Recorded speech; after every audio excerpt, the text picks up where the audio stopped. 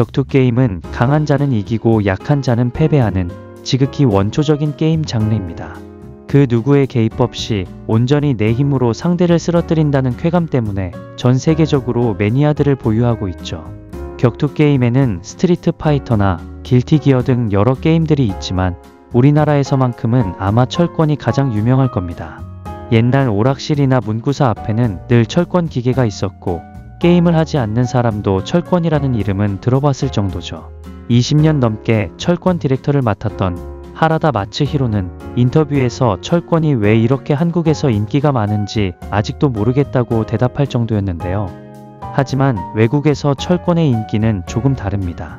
격투 게임계에서 가장 긴 역사와 전통을 자랑하는 세계대회 에보에서는 철권보다는 스트리트 파이터나 길티 기어 등 다른 격투 게임 종목의 참가자 수가 훨씬 많고 대회 참가자가 아니라 유저 숫자로만 따지면 닌텐도의 스매시 브라더스나 모탈 컴뱃이 철권보다 훨씬 인기가 많습니다. 철권이 한국에서 압도적인 것과는 달리 외국에서는 그렇지 않은 걸까요? 아니, 질문을 바꿔야겠네요. 한국에서는 왜 격투 게임 중 유독 철권만 압도적으로 인기가 있는 걸까요? IT 드림이 알아봤습니다. 1990년대 아직 집에 PC나 콘솔이 없던 시절 게임을 하기 위해서는 오락실로 향해야 했고 그곳의 중심은 스트리트 파이터2였습니다. 개성 있는 캐릭터, 역동적인 조작감, 호쾌한 액션으로 무장한 스트리트 파이터는 단숨에 사람들을 끌어들였고 격투 게임의 전성기를 열었습니다. 오락실 사장님들은 손님을 끌기 위해서 반드시 스트리트 파이터 기기를 들여놓아야 했죠. 당시 제작사가 밝힌 바에 따르면 스트리트 파이터가 오락실에서 벌어들인 동전 수입은 스필버그의 영화 주라기 공원이 극장에서 벌어들인 수입보다 많았다고 합니다. 스트리트 파이터 다음 등장한 격투 게임 버추어 파이터는 다시 한번 게임 업계를 충격에 빠뜨렸습니다. 그 전까지 X축과 Y축으로 이루어진 2D 게임에서 벗어나 3D 격투 게임을 최초로 선보였기 때문이었죠. 지금이야 투박해 보이지만 당시로서는 혁신적인 시도였던 버추어 파이터는 스트리트 파이터와 함께 격투 게임 시장을 양분했습니다. 이렇다 보니 팩맨을 개발하며 그 전까지 오락실을 주름잡고 있었던 게임 회사 남코는 위기감을 느낄 수밖에 없었습니다. 자신들의 게임이 점점 시대에 뒤처져 가고 있었기 때문이었죠. 당장 남코 내부에 새로운 개발팀이 만들어졌습니다. 그리고 그들의 목표는 스트리트 파이터와 버추어 파이터 모두를 뛰어넘는 새로운 3D 격투 게임을 만드는 것이었죠. 하지만 1990년대 초 당시 최신 기술이었던 3D 그래픽을 만들기 위해서는 그만큼 비싸고 고성능의 기판이 필요했는데요. 실제로 오락실에 버추어 파이터 기기를 한 대 놓을 가격이면 다른 게임 기기를 5대 이상 놓을 수 있었다고 합니다. 오락실 사장님들 입장에서 손님들을 끌어 모으기 위해서 그만한 가치가 있었다고는 하지만 그럼에도 불구하고 너무 비쌌던 건 사실이었죠. 남코는 이 점을 간파하고 플레이스테이션 제작사 소니와 합작해 새로운 3D 기판을 만들었습니다. 버추어 파이터의 기판보다 성능은 조금 떨어지지만 훨씬 저렴한 가격으로 철권을 만들 수 있었죠. 여담이지만 왜 하필 이름이 철권인가에 대해서는 재밌는 일화가 있는데요. 격투 게임에서 후발주자였던 남코는 짧은 단어로 강렬한 인상을 주길 원했고 그렇게 게임의 이름을 강철 주먹, 즉 철권으로 정했습니다. 그래서인지 초창기 철권의 캐릭터들은 유독 주먹이 과장되게 표현되어 있었죠. 한편 오락실 사장님들 입장에서 격투 게임은 돈을 많이 벌어다주는 효자 종목이었습니다. 격투 게임 특성상 한 게임기로 두 사람이 동시에 할 수도 있고 승부욕에 사로잡혀 계속해서 대전을 펼치면 그야말로 돈을 쓸어 담을 수 있기 때문이죠. 그런데 게임기까지 저렴하게 들여올 수 있다. 사장님들 입장에서는 자신의 오락실에 철권을 들여놓지 않을 이유가 없었습니다.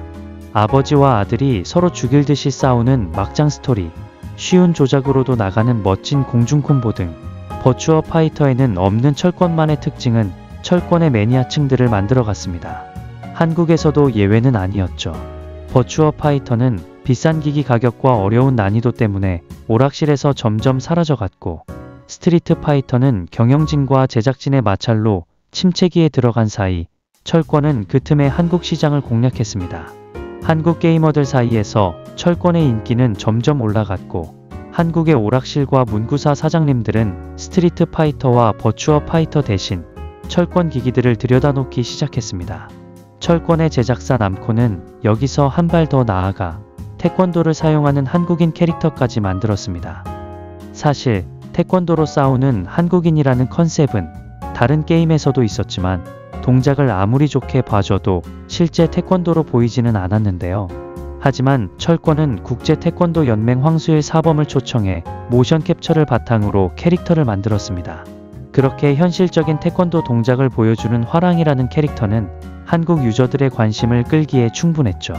황수일 사범도 게임 속 캐릭터가 자신의 습관과 그로 인한 약점까지 그대로 따라하고 있다며 감탄을 아끼지 않았습니다. 그렇게 인기를 더해가던 철권은 철권 태그 시리즈에 이르러 정점을 찍었고 세계의 한국인의 이름을 알리기 시작했습니다. 시작은 1999년 미국 캘리포니아에서 열린 철권 태그 토너먼트 세계대회였습니다. 미국, 일본, 한국 등 세계 각지의 철권 고수들이 모인 대회에서 한국의 석동민 선수가 우승했죠. 또한 장익수 선수는 일본 각지의 오락실을 돌아다니며 대전을 하는 일명 도장 깨기에 나섰는데요. 그는 3일간 100전 이상의 대전을 치르는 동안 단 한 번도 패배하지 않는 기록을 세우기도 했죠. 다음 해인 2000년에는 철권 태그 챔피언십에서 한국의 선수 3명이 각각 우승, 준우승, 3위를 차지하며 대회를 제패하기도 했습니다. 이 소식을 접한 국내 철권 유저들은 상당히 고무되었고 한국에서 철권의 인기는 어느 격투 게임도 범접할 수 없을 만큼 높아져 있었습니다. 그러자 MBC 게임 방송국에서는 기존의 스타크래프트와 함께 철권 크래쉬를 방송하게 되었습니다. 철권 크래쉬는 당시 스타크래프트가 대부분이었던 한국 e스포츠 중에서 눈에 띌 수밖에 없었고 스타크래프트 방송에 식상함을 느낀 e스포츠 팬들과 기존의 철권 유저들이 몰려 대성황을 이뤘는데요. 그 전까지 오락실 위주로만 활동했기에 사실상 오프라인에서만 이름을 날리던 게이머들이 TV방송에 나와 명승부를 펼치며 세간의 주목을 받았는데요. 특히 배재민 선수는 그 전까지 쓸모없다고 평가받으며 아무도 사용하지 않던 기술을 자신만의 패턴으로 완성시켜 전설이 되기도 하는 등 철권 크래쉬는 여러 방면에서 인기몰이를 했습니다.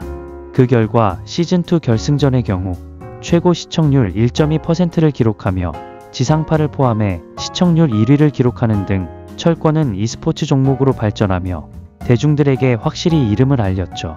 정리하자면 격투 게임 중 한국에서 유독 철권만 인기가 높은 것은 값싼 기기를 앞세운 오락실 선점, 실제 태권도 모션 캡처를 바탕으로 하는 한국인 캐릭터의 등장, e스포츠화를 통한 대중화를 들 수 있겠네요.